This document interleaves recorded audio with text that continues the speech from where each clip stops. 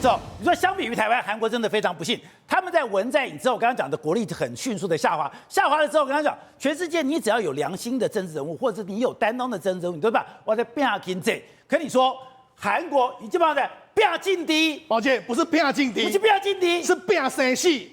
为什么变生气？现在是尹锡悦要死，要么就是李在明要死，两个人已经到了对决的这个局面了。你说韩国现在已经变成了生死之争，没错。而这个生死之争，他根本不在乎这个经济，也不在乎财团，也不在乎这个所谓的产业，没错。所以现在整个韩国只能你死我活。而且那这几天因为尹锡悦这个戒严之乱之后，你看韩股这几天一直不断的跌，在过去一段时间里面，它已经跌到多少？跌到2400点，它最高的时候曾经有到3600点，它已经跌掉这个约莫是30%左右的数字了，所以一直不断的跌。韩缓，如果你看到韩缓，你会吓一跳，为什么？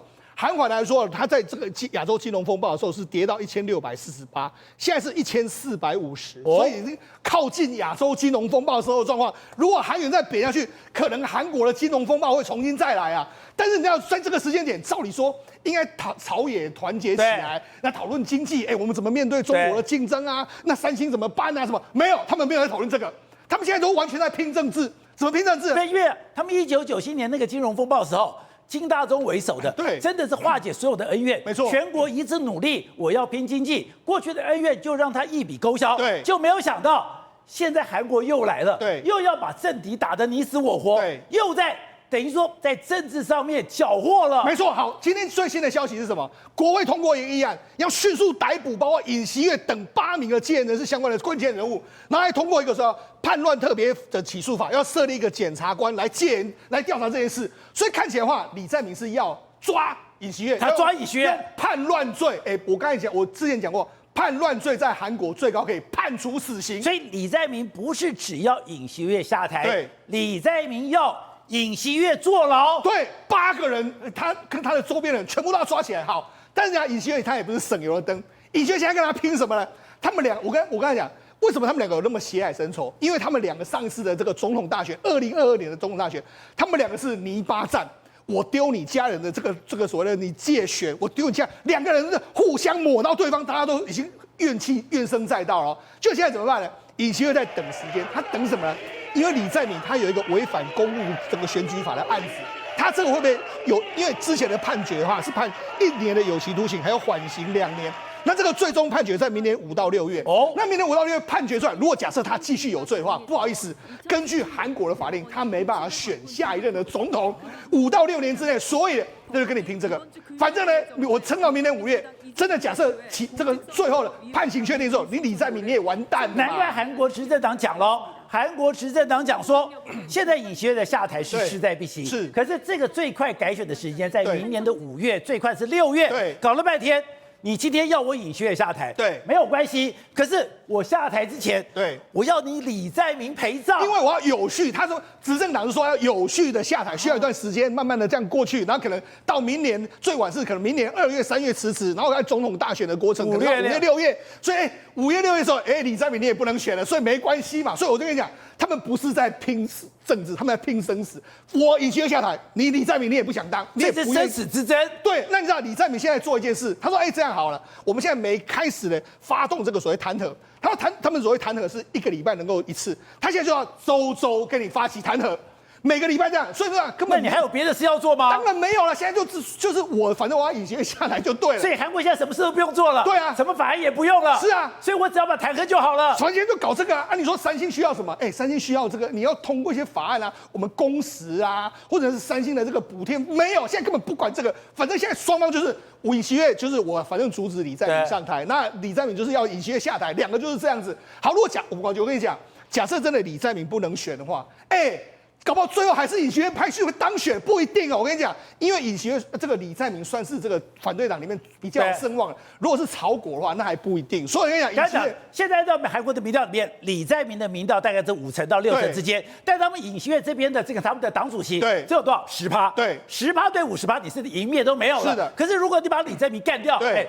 打给呼啊顶来，你打给都赶快，所以不一定，所以搞不好如果假设韩国玩这个东西，如果重新选的话，搞不好如果是这个所谓保守派尹锡悦这边人当选，尹锡悦没事啊。所以我跟你讲，尹锡悦现在在想的是他的下一步。好，我真的要下台也没关系，反正我就拖到了，我就拖死李在明嘛。李在明大家一起死，反正也当选不了，没关系。不是，南韩的政治也太狠了吧？双方现在就是这样子，所以我就跟你讲，双方都在拼生死。我就跟你讲，李在明也在拼，我就把你赶下台。他现在还在民间发起罢免，如果没办法谈和你，我就罢免你。我们台湾以前有一句话，当选过关，落选被关。对，现在这句话跟韩国一模一样了。当然了，你看之前的韩国哪一个总统没有被关？几乎每个总统没有一个好笑，只有文在寅比较好一点。但是文在寅比较好，你看尹锡悦还是每天去吵你，也没有放过他，没有放过你。所以这样，现在大家在互相拼啊。尹锡悦最不喜欢就是李在明上来，你一定会把我整得非常惨。反正我只要不让你上来就好。所以现在双方呢就在互相卡位就卡住对方。所以我才跟你说，接下来一段时间韩国政坛会非常混乱，因为今天下午有传出来吧，说尹锡悦带了这个空军1号飞起来了。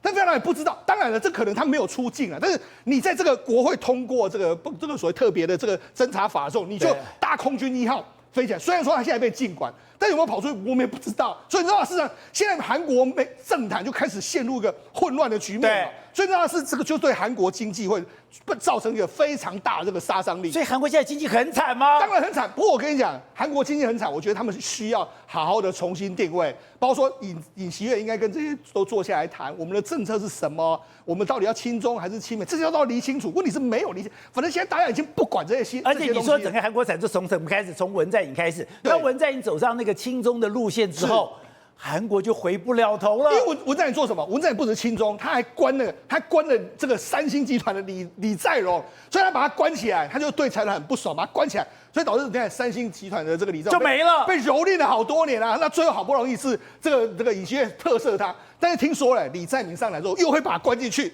所以还要再关他，所以就只好事实上，我就说韩国的这个，因为他这个三星李在镕涉入政坛太深嘛，所以跟你讲，现在就是反正呢，目前为止，韩国最大的财团跟韩国的政治是绑在一起的。那韩国政治这么混乱的时候，韩国最大的财团当然是不好嘛。所以跟你说，韩国如果真的混乱局面没办法停止的话，韩国经济恐怕还要持续再往下探底。对，不知道没有想到韩国的政治如此惨烈。人家说韩国就是一什么阿里郎的政治，阿里郎是一个怨跟恨的政治。我没有想到这个怨的跟恨的政治这么可怕，非常可怕，仇恨政治。台湾不会，台湾贪污没关系，绝对不跳楼，你放心。那台湾也不会恨，台湾过就算了，过就算了，摸摸手过就算了，对不对？韩国人很可怕，韩国人跟你搞到底啊，没完没了，跟你搞成这个样子。所以他这个政治没有妥协空间啊，没妥协。反正到一个年龄，他的年轻就是要跟你，就是要反政府。对。他年龄大了就跟财团一起搞贪污，他的这个轮回就不停的啦。对。那可是这个问题现在你要看哦，未来的韩国的经济是靠谁？靠川普韩国经济为什么坏了？韩国经济20%的 GDP 靠中国对。他跟中国签 FTA 以后就挂了。对。那中国什么东西都倾销，它是低价倾销，然后这所有的这个是过多，就是多余产能，这 over capacity 产能大盛，然后通通东西一股脑的最近传出来说，低润，它的成熟的这个制程这些晶圆要打6折卖来这个台湾，不吓死人了。那个没有关系，所以这个问题将来要改变这件事情是什么时候开始？是1月20号开始嘛？因为这个时候的川普知道，川普要处理这个，川普现在美国跟中国之间的贸易逆差多少钱？是3000亿美金呢。他要解决3000亿美金，他怎么解决？就是高关税吗？那关税完之后，谁来代替呢？对，他当然扶持韩国嘛。那韩国是他的友邦，是他的小弟嘛。他把那韩国这种三星也好，大宇也好，这几个什么 HK 这几个它的产能是具备的嘛。它不管钢铁厂也好，它的半导体厂也好，通通跟中国大陆的那个整个的产品的这个生产结构是相同的。对，因为都他弄出来的。对，当他开始对中国大陆开始定关税60%、50%、100%下去的时候，那跟谁买？是川普会救韩国，川普会大量的利用韩国现在被打压的这些生产的技术跟产能。这几个三星、大宇，通一股气，通通救活了嘛。所以这个时候的中国大陆的所有最重要的这些产品要外销全世界是什么东西？就是我刚刚讲的嘛，半导体是一个关键嘛，电池是个关键嘛，还有一个电动车啊，电动车韩国是多大的产量啊，全部被打压啊，对不对？然后还有什么东西？它其他一些产品，这可怕的东西，全部都是韩国大量生产，因为韩国是一个财团控制的国家嘛，它的85%的 GDP 是财团控制的，那财团就直接就跟中国挂钩的结果，把中国培养起来之后，把它被中国打挂了。那现在它有机会翻身的唯一机会，就很简单，两个选项嘛。这个全世界以后只有两个选项，什么两个选项？亲美亲中。没有第二个选项了。难怪李在明一直被认为他是个亲中的人，结果现在对川普如此评价。所以台湾也是一样的概念啊，日本也是一样的概念，全世界都会变成2-2分法分开了。因为川普的这种惩罚性关税的策略，就是针对着中国要下手，那他必须要有其他的替代品，所以他用这边是高关税的惩罚，这边是低关税，甚至于要他们把产能移到美国去生产。对，我们的台积电已经去了，那你认为他不会叫三星这一家会去吗？当然要去啊，已经去了嘛，已经去了嘛。可是扩大产能嘛，所以他会把它产能继续扩大，在美国生产的话，那你中国怎么办？所以中国这些所谓的目前这些所谓的外销全球，希望造成全球依赖中国的生产能力的这些产品，通通会遭遇到挑战，而且会挂掉。好，辉正。刚才讲了，台湾现在最大的优势当然是我们在先进制程上面独霸全球，而且全世界都依赖台湾。可是我没有想到说，搞了半天，我们前一阵子觉得一个奇怪的事情是，为什么我们现在的飞北美的航线增加很多，我们现在飞东南亚的航线增加很多？搞了半天是我们现在不但是晶圆很厉害，是晶圆所辐射出来的我们的航运、空中的航运跟货运也全部增加了。是宝杰哥，今年包括长荣跟华航都已经预言什么？台湾要进入航空业的一个黄金10年啊！直接告诉你黄金10年，你知道他们就说，目前为止光是以今年来看的话，大概总运量会达到200万公吨以上。200万公吨以上，这应该已经是这个不仅是超越了疫情之前，甚至应该是史上新高。主要原因有几个，第一个当然是 AI 还有这个半导体相关的一个带动之下，第二件事情就是在这个电商平台，其实真的非常多人在下单。然后你知道他们就说，光那个中国那个天母有没有？他说天母因为它一季它要用到这个运到美国去的，大概就要6万公吨，所以它的需求它要包机，所以它在市场上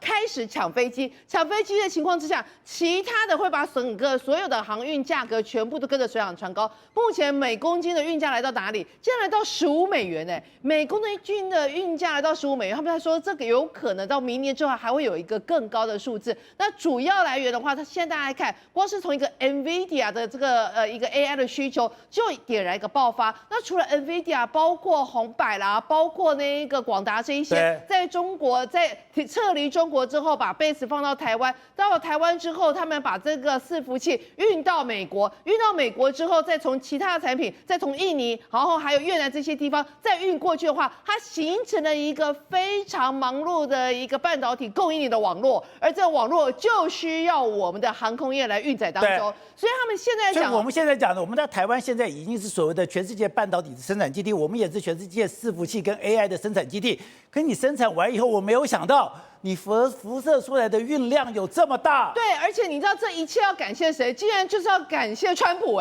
他们说在川普那时候在打贸易大战的时候，就真的把这个伺服器的台商全部都打回台湾。打回台湾之后，他们就进入到我们都知道嘛，就是远雄这个自贸区。这个自贸区，在自贸区它生产出来之后，要运到哪里？它运到美西，所以他就说我们这个产品是今天做好之后就搭飞机，然后明天就直接运到美西。运到美西之后，它有其他的一些零组件也要从其他地方运过来。然后还有另外一个状况是什么状况？后来不是因为这个拜登上来之后，就小院筑高墙，所以后来导致越来越外商也撤离中国。他们去哪里？他们就去到越南，他们去哪里？他们就去到泰国。所以他们去到那些地方之后，也要把这一些半成品就是送到美国去组装。对，所以在这种情况之下，跟你讲超级好笑，你本来以为哦，那可能就是只有我们台湾这边生产，然后就受惠台湾吧？他说没有，他说泰国很多的那个半导体业者在那边设厂，对不对？泰国飞机少啊，所以就变成说大家全部在抢飞机啊，我们变成转运中心，就变成转运中心。也就是这样讲，昨天讲就是你从台湾飞到了美国，大概11000里到12000公里，这是一个长程飞机非常适合的区域。对，如果你今天从泰国，你今天从越南飞过去来讲就太远了，你就要买非常大的飞机，可对他们来讲就不划算。所以搞了半天，台湾就是这样的因缘际会，变成东南亚现在有很多的飞机要飞到了美国的中转站。是，而且我跟你讲，不是说哦那个他们觉得不划算，是他们没有那样的飞机。泰国以前主要都是载人的，没有在载货的，所以他们都说现在尤其很有趣哦，包括那个 Airbus 啊，包括波音啊，这几年事实上他们飞机的产量比较少。主要的原因也是因为跟 COVID-19 有关。第二件事情其实跟供应链的一个缺乏，他们那个零组件缺乏也有关。所以现在全世界在产生什么抢飞机？那还好，我们你要不要看我们华航？我们华航事实上是全世界第6大的一个那个货运的一个公司。然后呢，它最厉害一件事情是，它前几年下飞机，对不对？它今年交了3辆的777的那个 F 的一个货机。他说什么？他开心爽到说：“哎呀，每一辆都是财神爷，又出去又回来。”你看，这个就是我们的伺服器，伺服器就这样一箱一箱，直接送到飞机上运走的。对，然后他们现在讲到说，现在的状况不是说只有这个这几年了，因为要记得，川普喊出什么？川普说他对中国、他对墨西哥、他对美国的这一些相关的一个关税一样持续要增加。那要增加的情况之下，是不是那一些在东南亚生产的那些产品也可能预期越来越多？所以换句话说，台湾尤其是我们的不管是亚太营运中心或者是一个货运中心的这个地理位置越来越重要。